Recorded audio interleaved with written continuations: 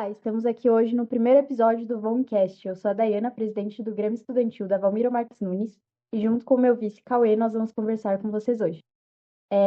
Os podcasts estão cada vez mais em alta, então pensando nisso, a gente criou esse espaço para ter algumas conversas fluidas, para contar histórias, alguns ensinamentos também. Olá, ouvintes. Eu sou o Cauê. O título do episódio de hoje é Construindo o Amanhã, o papel da política na educação. E não teríamos ninguém melhor para falar sobre isso do que o nosso excelentíssimo deputado estadual Márcio Machado. Seja Obrigado, muito bem-vindo. muito obrigado pelo convite, parabéns pela iniciativa, o Grêmio Estudantil na vanguarda, porque é tão importante, né, a unidade dos alunos que fizeram uma grande transformação no mundo, né, porque é através da educação que a gente vai transformar as pessoas e transformar onde nós estamos. A gente queria começar então agradecendo ao deputado. Ele disponibilizou para a gente aí os microfones, os equipamentos para a gente poder estar gravando esse podcast. Então, muito obrigado, seu Márcio.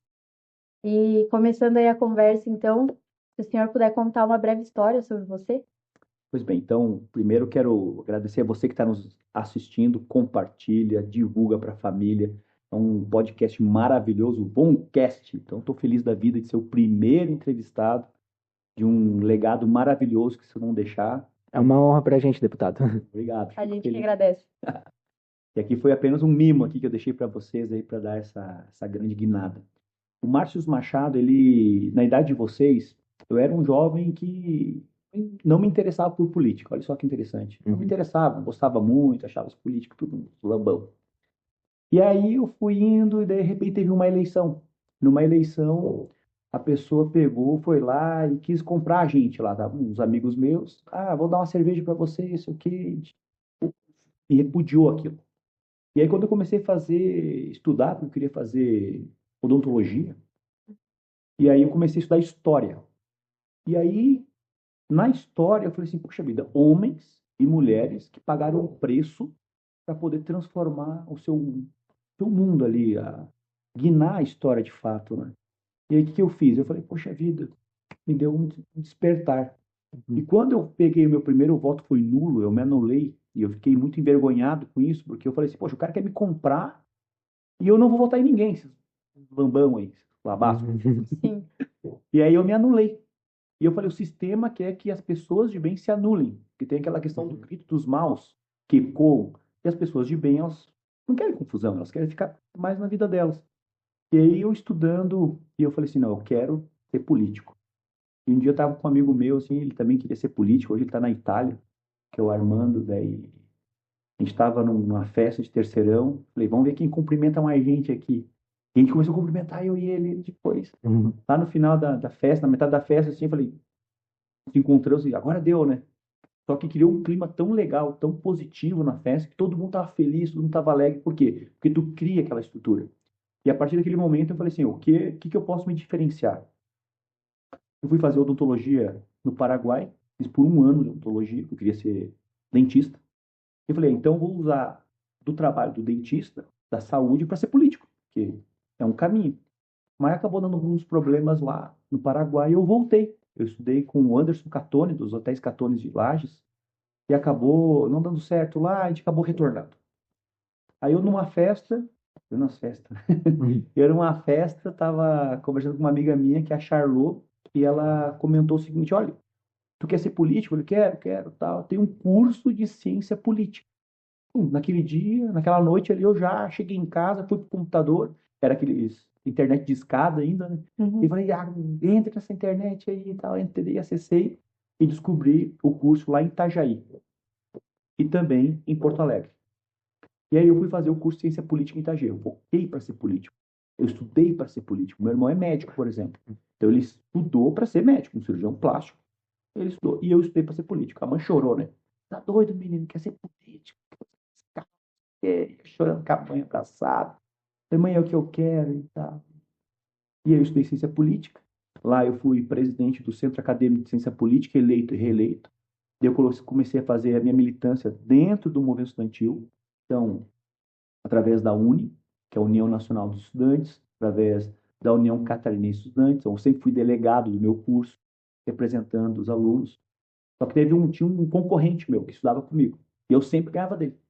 Daí um dia, a gente estava se formando, eu falei, agora eu vou pegar não vamos fazer eleição e vamos fazer uma homologação da tua candidatura para ser delegado da Uni. E ele teve essa oportunidade. Então é bacana dentro do movimento estudantil essas questões, assim, de a gente baixar um pouquinho o nosso ego, tipo, vamos trabalhar, vamos construir, é isso que estão fazendo hoje, né? Sim. E aí eu vim para lá, retornei para casa, bom filho a casa torna, um estudo adequado. O pessoal pensava que eu ia ser político lá em Itajaí ou em Balneário Camboriú. A gente fazia grandes movimentos.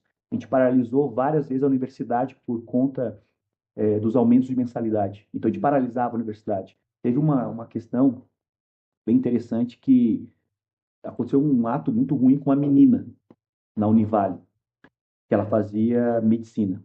Então estava lá e a gente começou a fazer um grande movimento. A gente paralisou a universidade para segurança, porque no final do campus lá não tinha iluminação. Daí colocaram um éter na boca da menina, no nariz da menina, a menina desmaiou e acabaram fazendo uma sacanagem com ela. E a gente paralisou a universidade todo e sempre foi dentro desse movimento do coletivo. Quando eu retorno a Lages, eu faço curso de Direito, hoje eu sou advogado, e eu fui para a militância também, continuei na militância, onde eu fui presidente do DCE, que é o Diretório Central dos Estudantes. É como se fosse o Grêmio aqui. O Grêmio, vocês representam todos os alunos. Sim. Então, na universidade, existe o DCE, que é o Diretório Central dos Estudantes, que representa todos os alunos. Daí tem o centro acadêmico, que é o do curso, e tem um líder de classe, que é como se fosse um prefeito, que representa os alunos ali.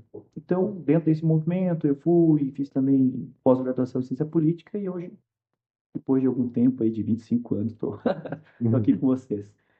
A história do Senhor demonstra que teve muita perseverança, muita dedicação e que é muito importante o estudo. Para qualquer caminho que você for seguir, você demonstrou para a gente com a sua história que você é capacitado, tem que se capacitar na área que você gosta. Então, o que que você tem a dizer para jovens que queiram ingressar na política? Digo para vocês o seguinte, não para, não desiste. Se você quer fazer alguma coisa, vai ter crítica. Às vezes a gente é criticado.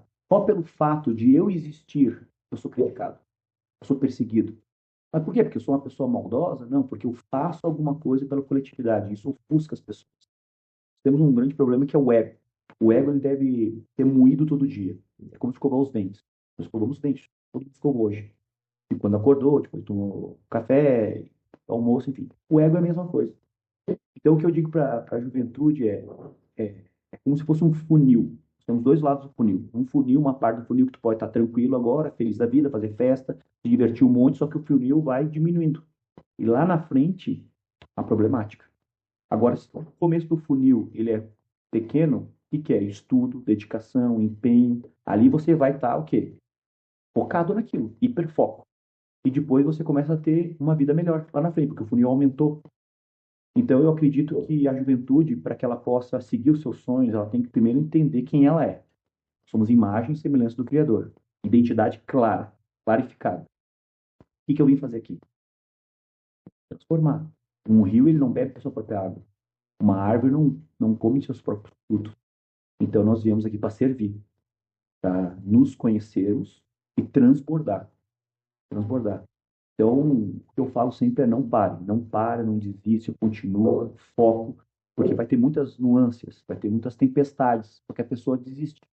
Então, nós não podemos ser gato de apartamento, porque vai vir os problemas. Isso é normal, natural. Então, se eu não quero ter crítica, não vou fazer nada, não vou ter nada e não tenho nada. Então, um dia que você for alguma coisa, ter alguma coisa e fazer alguma coisa, vai ter crítica. Vai ter. Então, a crítica ela não pode nos abalar, ela tem que nos construir, ela tem que edificar, ela tem que ser como um fogo que forja o homem e forja a mulher para ser o que eles querem ser. Então, nós podemos ser qualquer coisa. Ninguém tem o direito de falar que você não pode fazer isso, não pode fazer aquilo. Você tem o direito de lutar, batalhar e se construir nisso. É muito importante.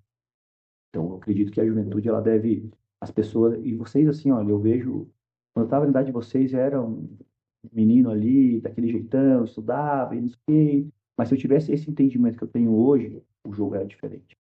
Bem diferente. Então vocês têm um mundo maravilhoso para conquistar.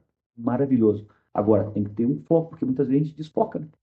Tô no celular, então, a vida é muito boa hoje. Tá muito gostosa hoje.